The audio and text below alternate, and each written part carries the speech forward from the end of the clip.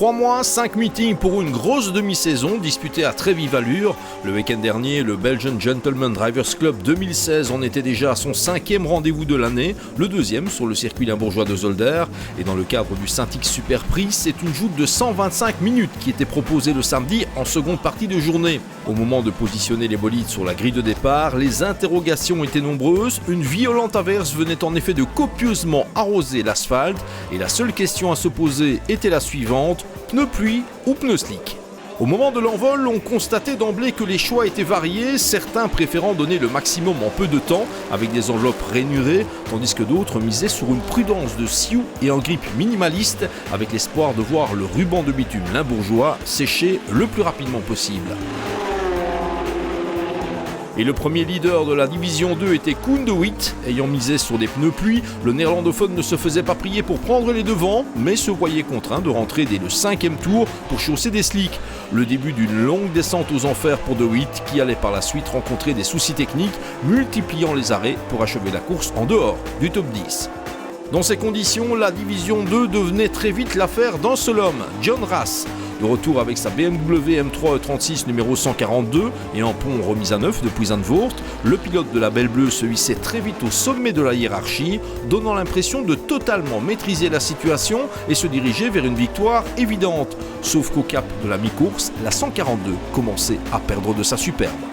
Également parti en pneus slick, la M3 E46 numéro 17 de Peter Verlinde, relayée par Johan Huygens, n'en demandait pas tant pour surgir dans le sillage de la 142 et à 38 petites minutes de l'arrivée, le bolide vert et blanc se propulsait aux commandes de la course pour décrocher une victoire, la remettant parfaitement en selle au championnat. Et pourtant, tout n'a pas été facile pour les futurs vainqueurs. Het was niet gemakkelijk, maar we wisten van in de kwalificatie dat we sneller waren. En aangezien Pieter en ik echt alle twee goed op tempo zaten, hadden we wel ingecalculeerd dat we dat konden halen. Ik denk dat we vandaag gewonnen hebben op snelheid en strategie. Aan de start, Pieter, het was met de slickbanden? Ja, ik stond op slicks natuurlijk. Dus. Maar we hadden ook een probleem met de embrayage, waardoor ik aan 5000 toeren moest schakelen in plaats van 8000 toeren. En dat heeft ons wel heel wat tijd gekost. En tegen dat ik het probleem door had, was de helft van het veld gepasseerd. Maar bij de eerste pitstop hebben we het probleem kunnen oplossen en dan is het eigenlijk een inhaalrace geweest totdat we terug bij Ras zaten. Contraint de réduire sérieusement la voilure au niveau chrono, John Ras cueillait la médaille d'argent, persuadé qu'il aurait été possible de l'emporter. Eh bien, il a manqué un peu de bol. On vient de refaire le pont suite à Zandvoort, ce qui avait cassé. Et dès le premier pit stop, j'avais une température d'huile de pont qui était désastreuse. Donc je me suis arrêté, on a fait notre ravitaillement, je suis reparti, la température remontait. Donc j'ai ralenti. Et donc on voulait parler à Eric, mais qui roulait lui aussi pendant cela, donc pas moyen de savoir. Donc j'ai ralenti et Johan nous a redoublé. Et voilà, et après, j'ai terminé comme ça, quoi. Mais sinon, au début, on avait une stratégie parfaite, on est parti en slick sous la pluie, on était tranquille en avance. Je pense que si j'avais pu rouler à mon rythme, on était intouchable, mais c'est pas le cas. Dans le sillage des deux BMW de tête, il n'y en a eu que pour la Seat Leon Supercopa numéro 33 aux mains d'Olivier Meurens et Grégory Pes. Celle-là même qui avait déjà décroché un podium à Zolder en début de saison lorsque Pierre-Yves Cortals avait accompagné Meurens. Même circuit, même résultat de qualité pour la blanche espagnole. Ça fait des années que je voulais rouler avec mon ami Greg Pes et on a enfin réussi à le faire. Je suis vraiment super content. Une course sans problème pour la Seat. On a vu que le bouclier avait tendance à un peu partir à la fin. Oui, il y a quelques petits les éléments de carrosserie qui s'en vont, mais le principal est là. Donc on est parti en slick, c'était un peu chaud, mais c'est super. Alors Grégory, des conditions difficiles en début de course. On sait que c'est une course, à partir du moment où ça devient un peu compliqué, c'est un peu taillé pour vous, la preuve. Ah oui, on avait, comme Oli l'a dit, ça fait quelques années qu'on rêvait un petit peu de rouler ensemble.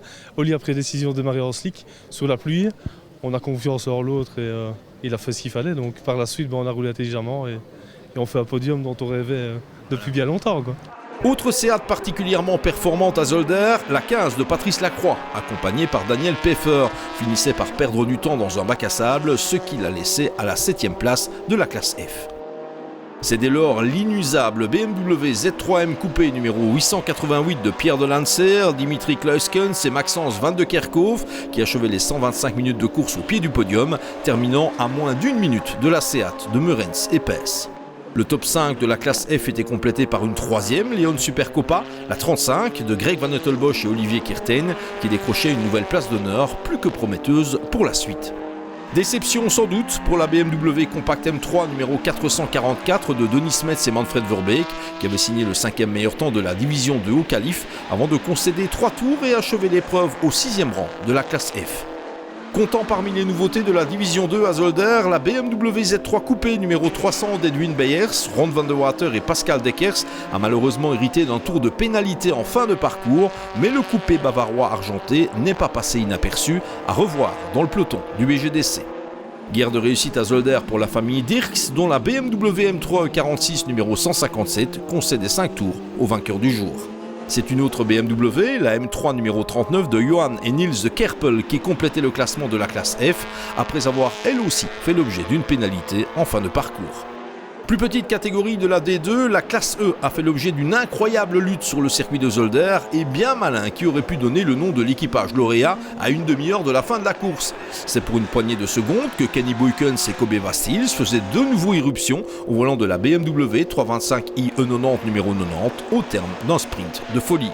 Juste derrière, le Hollandais John Janssen a sans doute cru tenir le bon bout avec sa BMW M3 numéro 114, mais pour 11 minuscules secondes, il devait finalement se contenter de la médaille d'argent.